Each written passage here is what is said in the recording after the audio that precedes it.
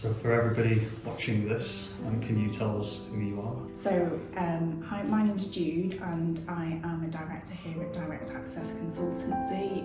I also have a role behind the scenes in supporting Stephen Mifsud with being his support worker.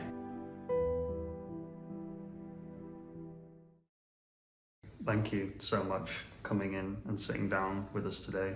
I can't imagine it's a very easy topic to talk about, but I understand that you're here to talk about something very serious in a way that might actually help other people.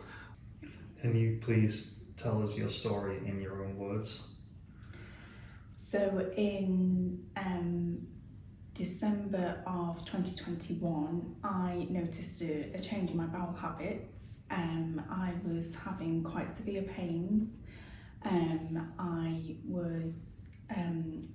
I noticed blood when I was going to the toilet, and I had suddenly lost an awful lot of colour. I became very lethargic. So I approached my GP with these symptoms, not really thinking much of it, and they were quite concerned, and that conversation had been done by telephone. And they immediately asked me to go down to the surgery to have a further discussion with them. And they mentioned the word cancer at that point, but I didn't think much of it. I thought they're just covering the backs. And they arranged some tests for me to do, which I thought, no problem. And it was looking for blood in my stools, which the reading came back as severely high. So that result then meant that I was put on an urgent 2-week pathway to go and have a colonoscopy in hospital. At that point, I started getting a bit anxious about, what could come of it. Everyone was saying to me, "You are too young for bowel cancer." I was age 33 at that point, and this is a cancer that you hear of people in their 70s, 80s, not for people in their 30s. So I go and have this test 2 weeks after that initial conversation with my GP, and I'd gone in sedated. I was sort of aware of what was going on around me, and on the screen I saw it. I saw this tumour, and it looked angry. You could see it was bleeding, and I straight away knew I've got cancer. And at that moment, the person performing the test actually said to me, "Have you got a family member that can come and be with you?" Which, says it all really. So I did. Unfortunately, my husband was out the country at that moment, so I had my dad come and pick me up, be with me in that appointment.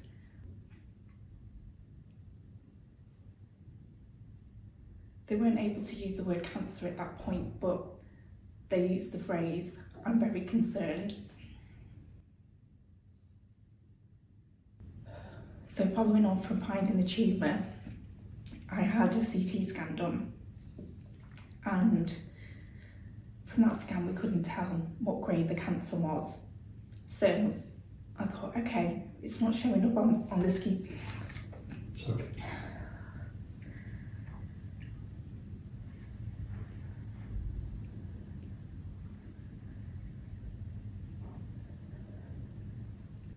Take your time.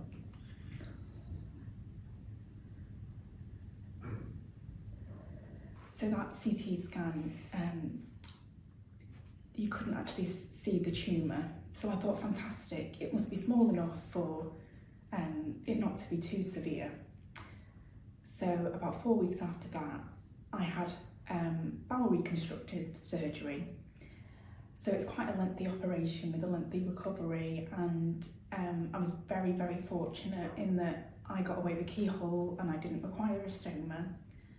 So the scarring for me is minimal, and the way in which my body's healed, I sometimes forget what I've been through. And a few weeks later, when I got back home, I started to make a nice recovery. I got my histology results back. It was stage 3, and it had made its way into my lymph nodes.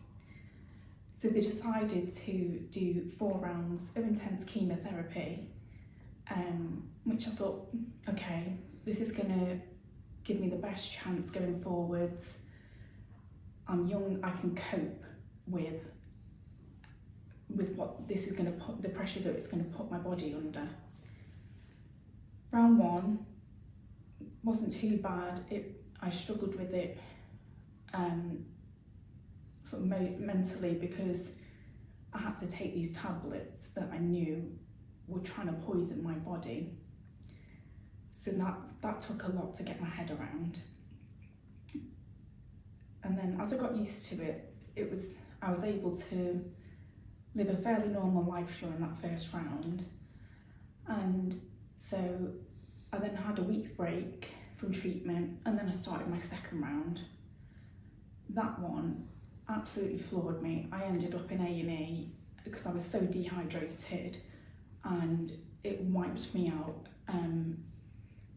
I looked awful, I felt awful, and it really took everybody by surprise because I had coped with it so well up to that point. So I was pumped full of all sorts, get me rehydrated, get me feeling comfortable again, sent home, and the following day I had to start taking my tablets as always, which was tough, and I felt emotionally very worn out at that point. So we finished that round and go into round 3, which this sort of build up of lethargic feeling it's building up more and more, and I can't live a normal life at this point. Most of my time is spent sort of sat in bed, not doing anything. I'm very much a family person. I wasn't able to get involved in my children at that point. I had a lot of guilt surrounding me because of that. But we got there, and that was at the point where St Luke's, a local hospital who provide support for cancer patients locally, they came into my life and they started helping me, and they were an absolute godsend at that point, because it was somebody that I could talk to who was, with them being sort of external to family life, I could just let out my emotions without having to think about someone else. They did a lot of complementary therapies as well, which, yeah, my time with them was very, very much appreciated. And then round 4 came, and at this point I really started to struggle with my feelings in my hands and my feet. So I was extremely sensitive to like cold things. So touching door handles, I had to get a cloth or something because I wasn't able to do that. So round 4 we made the decision to reduce my dose slightly so that I could get through it. And when I'd had my treatment at hospital for that round, I had the pleasure of ringing the bell in the Macmillan unit, which was fantastic. I felt so proud at that point, and you know, I could sort of see the finish line at that moment, or at least I hope I could.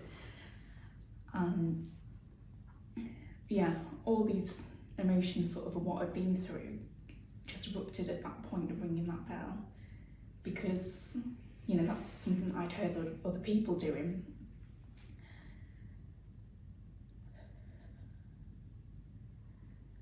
So this was at the end of August of 2022, and then in the September I had a check-up CT scan which showed no evidence of cancer, and so I got the all clear at that point. What was quite interesting is that from that initial appointment of them finding the tumour, or even from when I spoke to my GP, it was appointment after appointment, and it was people telling me, this is what we're going to do to look after you. And when I had got the all clear, suddenly I was just let go. I didn't have these appointments to take care of me. I was there with my feelings, with my thoughts that had you know, for the first time in nearly a year, I'd been given the chance just to think about what I had been through. And that was really tough, that moment was. And I, thankfully, am part of a fantastic group on Facebook that have really helped me through moments like that, because there's people who have gone through it, who are going through it. There's family members on there. There's people who, there's experts. Sorry, I need a tissue. I forgot what I was going to say now. Sorry. It's okay. You were talking about the Facebook groups as well. Yes. Another lifeline for me during this was a fantastic group that I'm part of on Facebook, and there's experts, there's people that have been through it, there's people that are going through it, there's the people that supported those people, and they've been amazing, because questions perhaps that I wouldn't ask the professionals, I could ask there and get people's own experiences with it. For example, like what's the best hand cream to use, you know, when you're having problems with your skin and chemo. So it was a real, you felt like part of the family with that group. And I'm still on there on a daily basis, but rather than being the person receiving the help, I'm one of the people giving it. So I feel like I'm in a really privileged position being able to do that now. That's great. Yeah. And recently I've just started doing my 1 year surveillance test, so I'm awaiting one last appointment for my first colonoscopy checkup, which, my results so far have all been good. Can you tell us, if you can remember before the diagnosis, where you were in your life at that moment? So prior to my diagnosis, I was working as a director for the company, and I was very much a family person. My life was all about my husband and my children and wanting to give them the best quality of life. When I was diagnosed, being so young and having this type of cancer, there aren't a lot of statistics out there. All statistics that you look at are for sort of age 50, 60 plus. So I was just told, they weren't able to give me any facts, but they were able to say, you've got age on your side, you should be okay. There was no sort of like, you've got a 9 out of 10 chance of surviving this, whereas they can give you that data for people in the older generations. So when you received the diagnosis, how did this affect your family? So receiving my diagnosis was a real shock to us all. We weren't expecting it. The hardest people to tell were my children, because they're young and I was their main parent because my husband worked away a lot. So yes, it was a very emotional evening when I told the children, but they took it really well. How did you actually manage to tell your children about your diagnosis and the implications of that going on? So my husband and I had a chat about this prior to telling them, and we tried to do it in quite a calm way, and it just happened after dinner time when we were all sat around the table, just a typical weekday night. We'd had a conversation with the children's teachers earlier that day to make sure that they had their support network in place, ready for when they needed it. So the actual conversation between myself, my husband and the children, we did use the word cancer, but we spoke about how I'm going to make myself better, and that in the process I will get poorly, I will be away from home having surgery, but I'm coming home and I'm going to be better for my family. How long did it take from start to finish to hear the doctor tell you that you were clear? So the symptoms for me started in the December of 2021, and my surgery was on the 1st of April 2022, and I had the all clear in September 2022. Is that a typical amount of time for people to come through with bowel cancer, or does it usually for people not so lucky, does it take them sooner than that? So my cancer was stage 3, and for somebody with stage 3 cancer, I got over it fairly quick. I responded really well to treatment, the surgery. It's not always the same for everybody, which is unfortunate. So I do feel very grateful that my cancer journey hasn't been very long in comparison to some other people that I know of. Did you have any physical ailments, scars as a result of your surgery? So my surgery was keyhole. So I have 6 incisions, and the largest one is only of about 3 inches. So these are also hidden. So say if I'm wearing swimwear, for example, nobody will be aware of what my body's been through. And I'm hugely grateful that the surgeon was able to do this for me, because they do prepare you that you will have scars. They have to prepare you that you will have a stoma. And that was tough actually, when I went for the appointment to prepare me for perhaps having a stoma.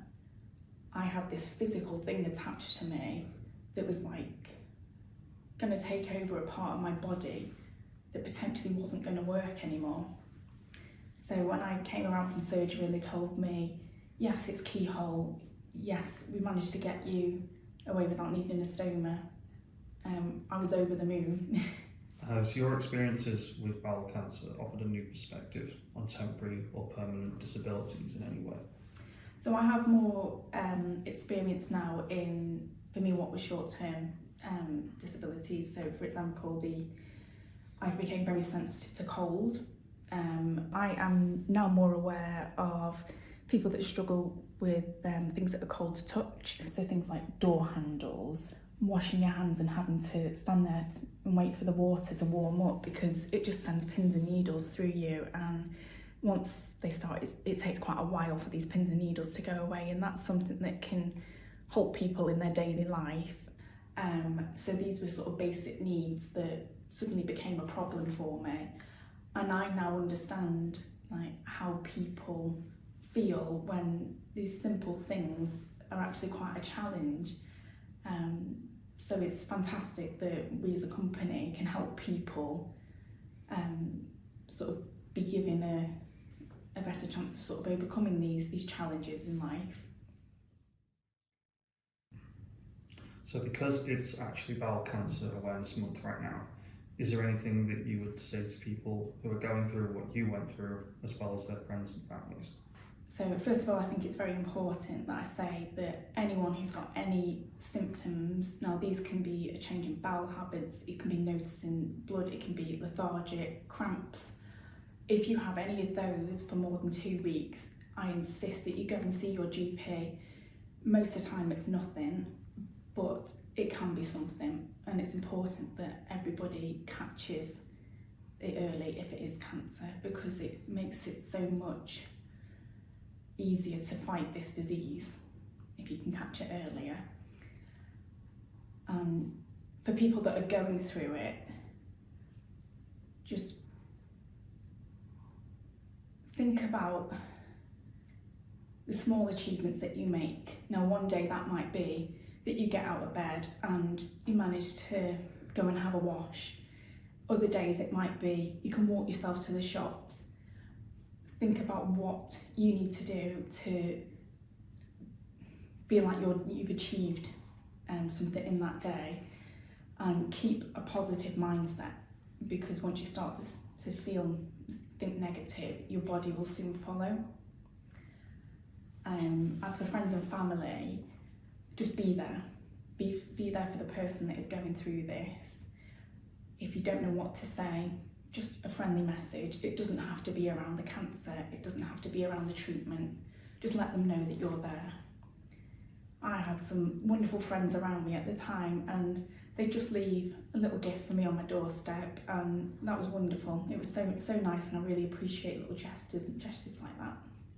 And what about for outreach and support for people who are going through it? They might not have anyone close to them, support networks. Do you know what's out there? So there is a lot of information now available on the internet to do with bowel cancer. So there is the Bowel Babe charity, because of course you did a lot to raise awareness. You have Bowel Cancer UK, and then there is this group on social media as well that is fantastic. So there's lots of advice and guidance out there for people now, and where they can access support local to them. Since rejoining the company, did your condition have any impact on how you approach life? I don't want to wait for things to happen. I want them as soon as possible. You realise how precious it is once somebody threatens to take that away from you.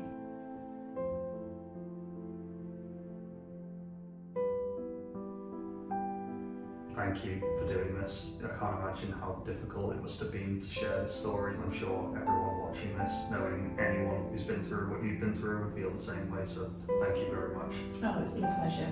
Thank you.